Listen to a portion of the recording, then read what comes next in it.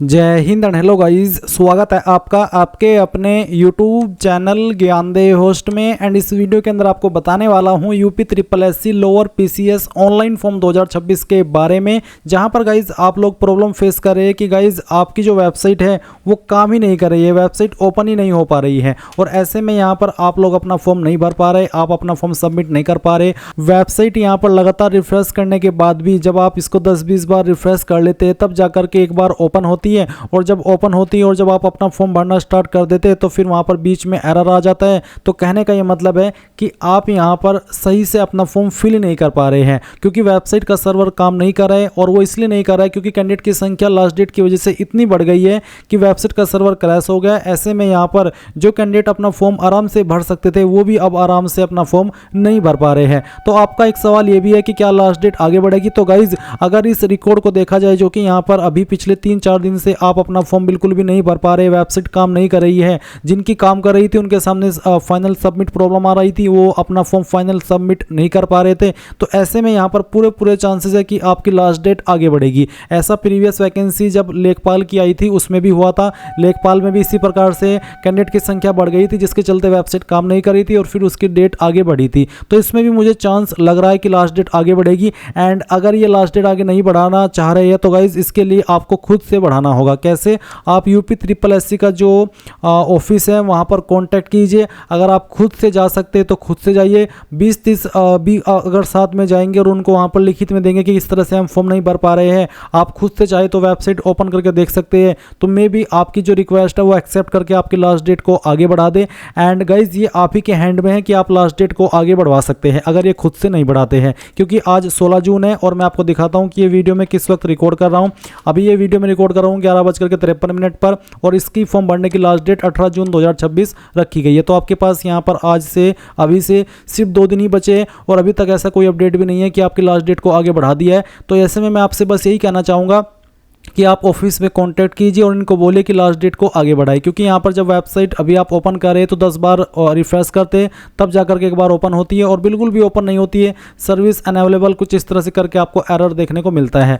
अब जब आपकी वेबसाइट सही से काम करने लगे तो आपको कैसे फॉर्म को फिल करना है वो मैं आपको बताता हूँ। एंड इसका जो अगर आपके सामने इशू आ रहा है इसका एक जो सोल्यूशन है या फिर ट्रिक है वो ये है कि आप रात में 1 बजे, 2 बजे, 3 बजे या फिर सुबह के 4 बजे फॉर्म भरने की कोशिश करना, क्योंकि उस वक्त कैंडिडेट की संख्या कम होगी फॉर्म भरने वालों की और वेबसाइट का सर्वर नॉर्मल काम करेगा और वेबसाइट ओपन होगी, आप अपना फॉर्म भर पाएंगे। तो अभी भी आपके पास यहाँ पर 16 जून की रात है, 17 जून की रात है। आप इन 2 रात के अंदर ट्राई कीजिए अगर लास्ट डेट भी आगे नहीं बढ़ती है। वैसे बढ़नी चाहिए और मैंने बता दिया कि बढ़वाने के लिए आप क्या कर सकते हैं। अब बात कर लेते हैं कि कैसे आपको इसमें अप्लाई करना है।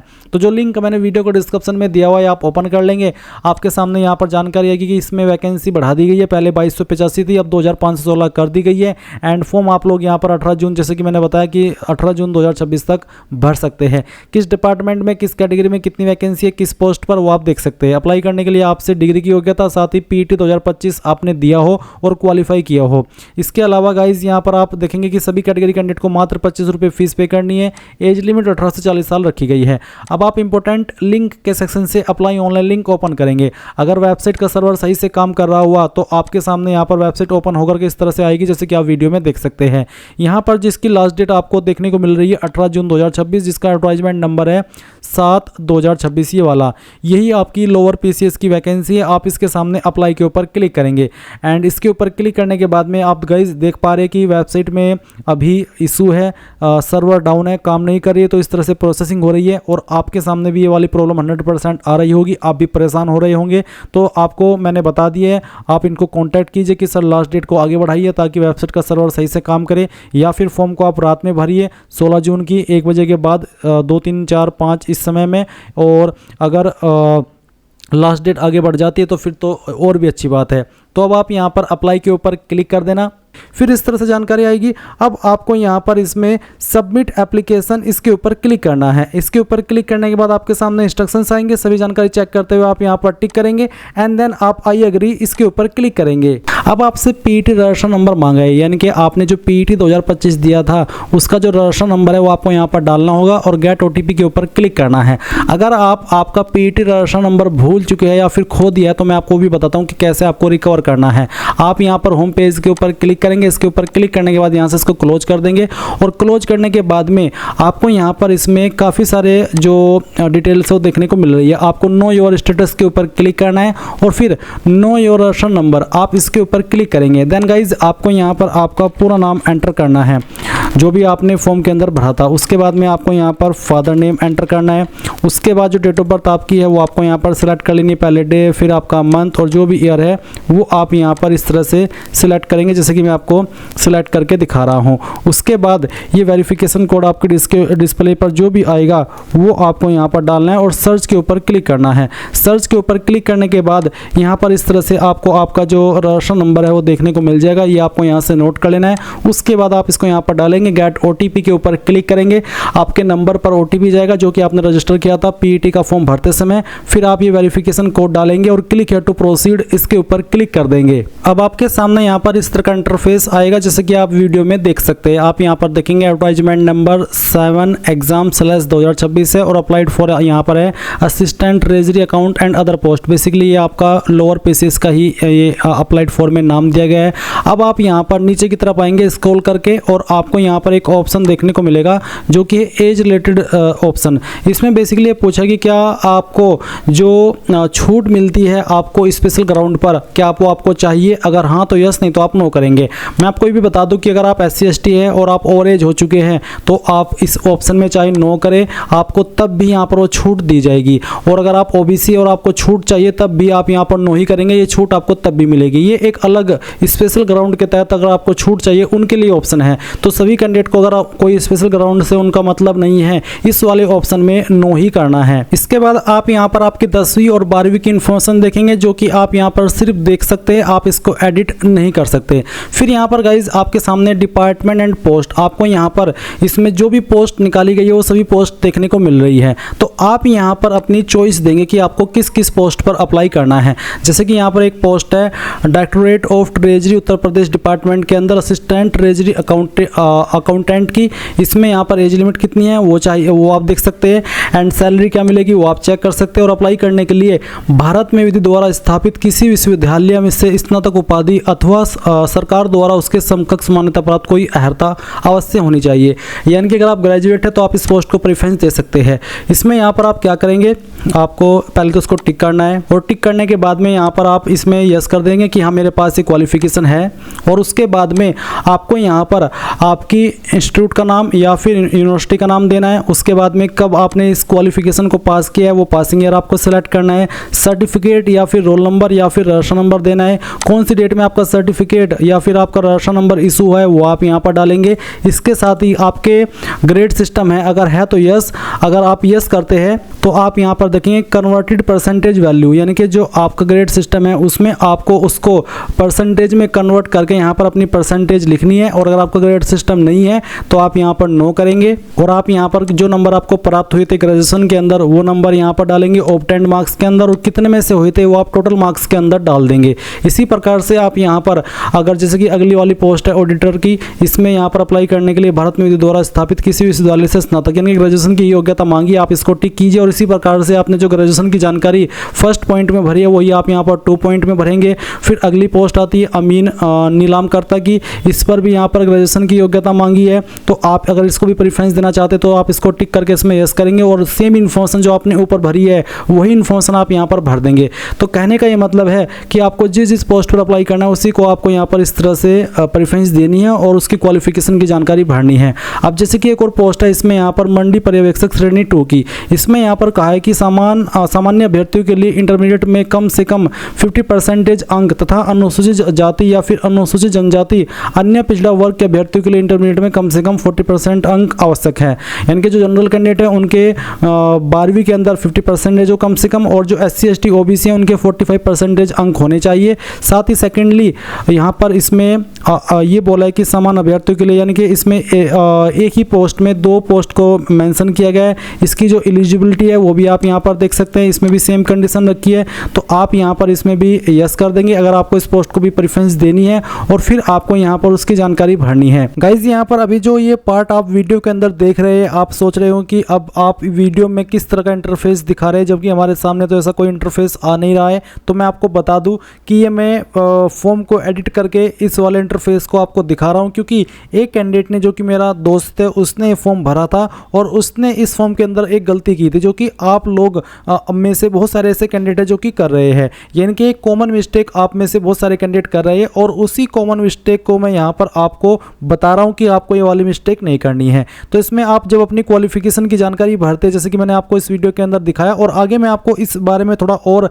डिस्कशन करने वाला भी हूं, बट अभी ये जो पॉइंट है वो मैं आपको थोड़ा सा बता देता हूं। इसमें आप देख सकते हैं कि आपको जिस भी पोस्ट को प्रेफरेंस देनी है उसी को आपको टिक करना है। इस तरह से टिक करने के बाद में आपको यहाँ पर पे स्केल ग्रेड पे इसमें यस देखने को मिलेगा। फिर आपके सामने एसेंशियल क्वालिफिकेशन का जो सेक्शन है, इसमें यहाँ पर आपको क्वालिफिकेशन बोली है। तो इसमें सब जिस भी पोस्ट पर आपको अप्लाई करना है उस पोस्ट में यस करके आपको क्वालिफिकेशन में आपकी ग्रेजुएशन की जानकारी देनी है। बट आपको यहाँ पर ऐसी दो पोस्ट देखने को मिलेगी, एक है आपकी मंडी पर्यवेक्षक ग्रेड 2 की, जिसमें कि आपको यहाँ पर 2 पॉइंट देखने को मिल रहे हैं, एक सीरियल नंबर 1 और एक सीरियल नंबर 2। इसमें बहुत सारे कैंडिडेट क्या कर रहे हैं, दोनों में अपनी जो ग्रेजुएशन की इन्फॉर्मेशन है वही भर रहे हैं। मैं नहीं कह रहा हूँ कि सभी भर रहे हैं, कुछ कैंडिडेट भर रहे हैं, बट इसमें सही तरीका यह है कि जो आपका सीरियल नंबर 1 है, जिसमें कि बोला है कि सामान्य अभ्यर्थियों के लिए इंटरमीडिएट में कम से कम 50% अंक तथा अनुसूचित जाति, अनुसूचित जनजाति, अन्य पिछड़ा वर्ग के अभ्यर्थियों के लिए इंटरमीडिएट में कम से कम 45% अंक आवश्यक है।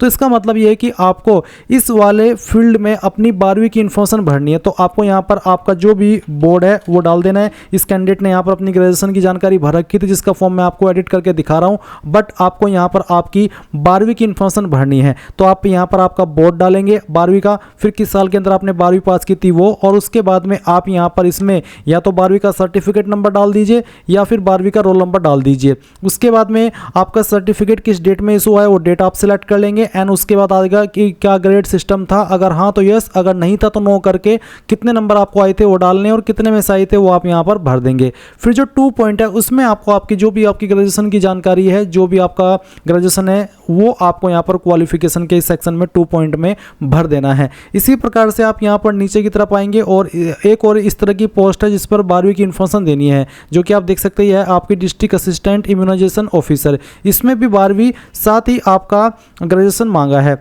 तो इसमें जो आपकी 12वीं है वो आपने विज्ञान तथा गणित विषय के साथ उत्तीर्ण की हो, यानी कि आपके पास जो साइंस है वो भी होना चाहिए एंड जो मैथ है वो भी होना चाहिए। तो आप यहाँ पर इसमें क्या करेंगे, यस करके, अगर आपने ऐसा 12वीं अपने विज्ञान और गणित के साथ में पास की है तो यस कर देंगे। फिर बताएंगे कि आपने 12वीं किस बोर्ड से किया है, उस बोर्ड का नाम आपको लिख देना है, किस साल के अंदर पास की है, रोल नंबर या सर्टिफिकेट नंबर क्या है, डेट ऑफ पासिंग क्या है जो सर्टिफिकेट के ऊपर मेंशन है वो लिख देंगे, एंड देन क्या ग्रेड सिस्टम था, अगर हाँ तो यस, नहीं तो नो करेंगे, और फिर उसके बाद में जितने नंबर आए थे वो डालेंगे, और फिर टोटल नंबर भी यहाँ पर डाल देंगे। तो इस तरह से आप यहां पर इन 2 पॉइंट में अपनी 12वीं की इन्फॉर्मेशन भरेंगे, ना कि आपकी ग्रेजुएशन की। एंड बाकी इन्फॉर्मेशन आपको यहां पर आगे इस वीडियो में इसी तरह से बताई जाएगी जैसे कि आप यहां पर फॉर्म भरते समय भरते हैं। तो इन चीज़ों का आपको इन 2 पॉइंट का ध्यान रखना है।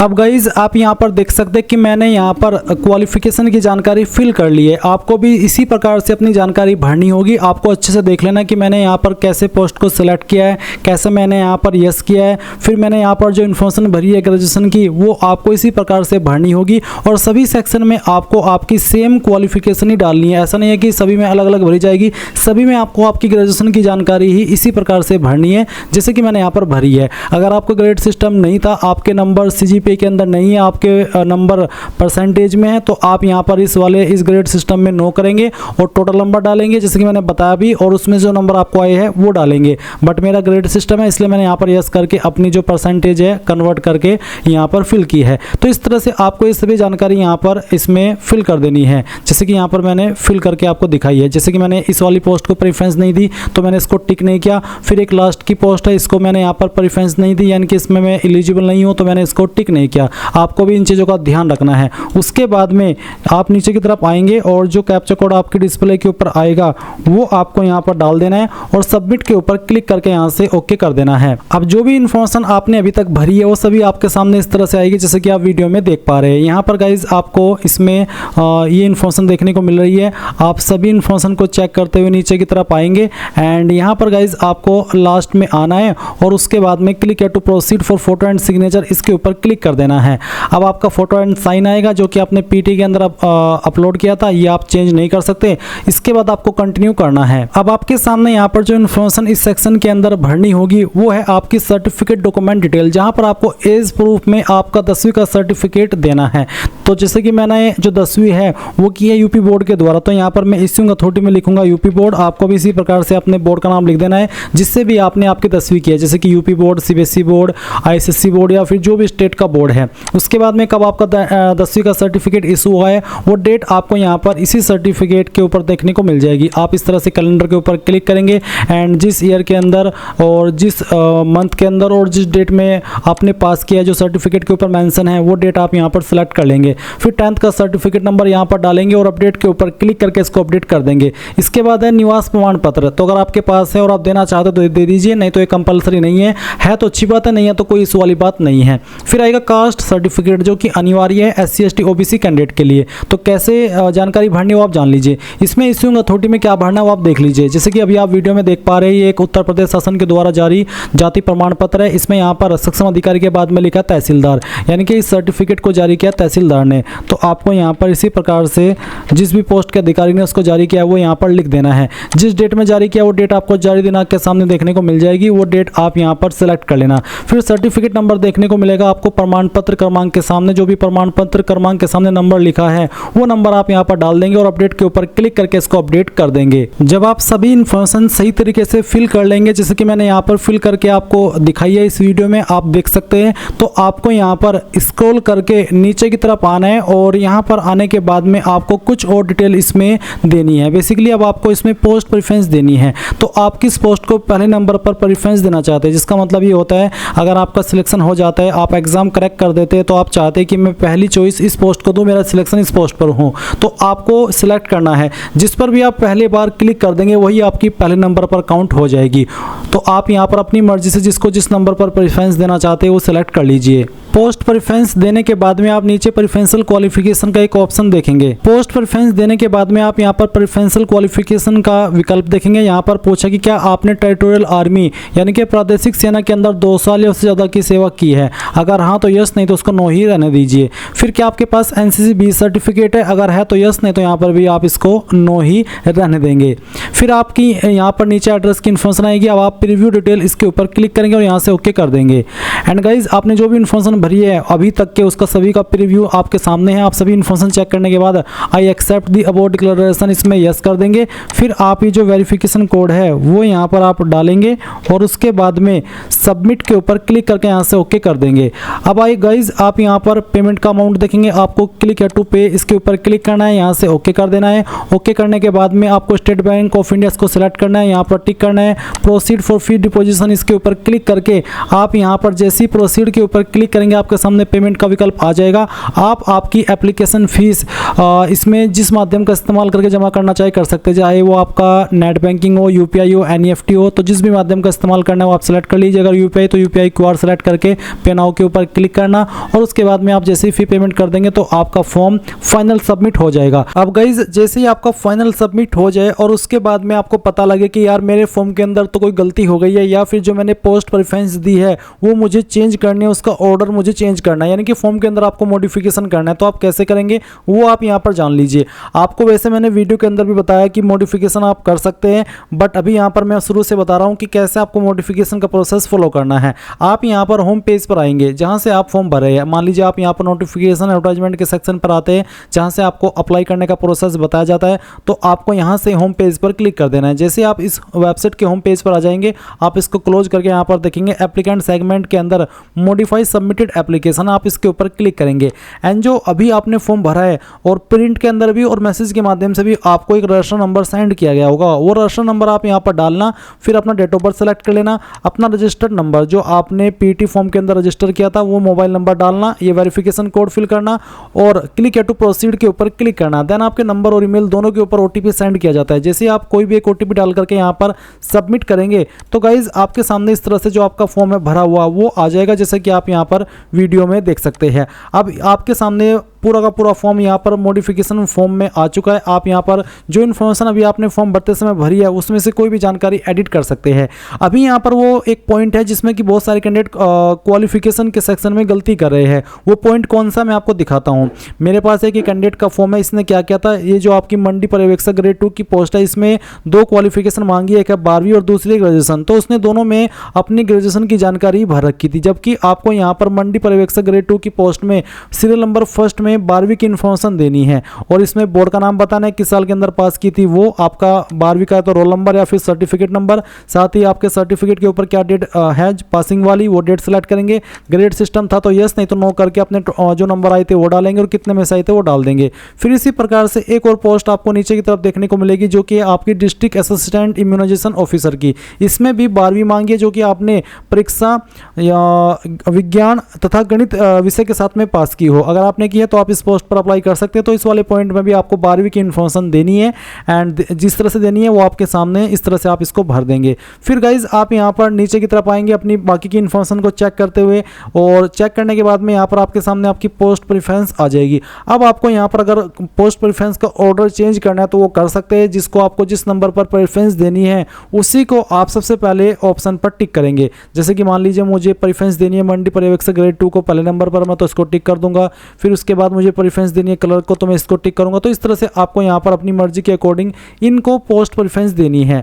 तो यहाँ पर गाइज मेरे पास जिस कैंडिडेट की इन्फॉर्मेशन है मैंने उसके बताए गए ऑर्डर के अकॉर्डिंग इन सभी पोस्ट को दोबारा से प्रेफरेंस दी है। जैसे कि आप वीडियो के अंदर देख भी सकते हैं कि मैंने किस तरह से प्रेफरेंस दी हुई है। आप देखेंगे जो भी आप पहले नंबर पर टिक करेंगे वो इस तरह से इस तरफ आ जाएगी राइट साइड में और फिर इसी तरह से आप चाहे तो ये इसी ऑर्डर में अपनी पोस्ट को प्रेफरेंस दे सकते हैं। इसमें मैंने मेनली जो लेवल 6 की पोस्ट है जिस पर आपको लेवल 6 की सैलरी मिलेगी उनको पहले नंबर पर रखा है और जिन पर लेवल 5 की सैलरी है उनको सेकंड नंबर पर रखा है। तो आप भी यहाँ पर चाहे तो इस ऑर्डर को फॉलो करके अपनी पोस्ट को प्रेफरेंस दे सकते हैं। फिर यहाँ पर ये जो बाकी के सवाल है, अगर आपको इसमें कोई गलती हो गई थी, आपने गलती से यस नो कर दिया तो वो भी आप चेंज कर सकते हैं।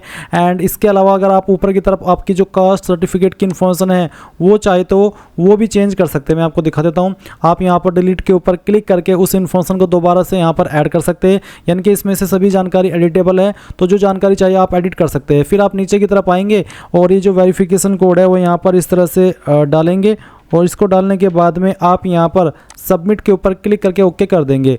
ओके करने के बाद में आप यहाँ पर देखेंगे कि जो आपका मॉडिफिकेशन है वो हो जाएगा। अब आप यहाँ पर प्रिंट अपडेटेड एप्लीकेशन स्लिप इसके ऊपर क्लिक करके आपका जो अपडेटेड फॉर्म है वो भी डाउनलोड कर सकते हैं। एंड यहाँ पर नीचे click to download complete updated application form इसके ऊपर क्लिक करके आप कंप्लीट एप्लीकेशन फॉर्म डाउनलोड कर सकते हैं। प्रिंट के आइकन के ऊपर क्लिक कीजिए और इसको यहाँ पर सेव के ऊपर क्लिक करके PDF के रूप में सेव कर लीजिए। इस तरह से गाइज आप लोग आपका ये जो UP triple SC lower PCS का फॉर्म है वो मॉडिफाई कर पाएंगे। तो सभी चीज़ें यहाँ पर आपको क्लियर हो चुकी है। अगर इसके अलावा और कोई प्रॉब्लम आ रही है तो वो भी आप कमेंट के माध्यम से पूछ लीजिएगा। सो गाइज ये थी आपकी जानकारी। Thanks for watching. जय हिंद।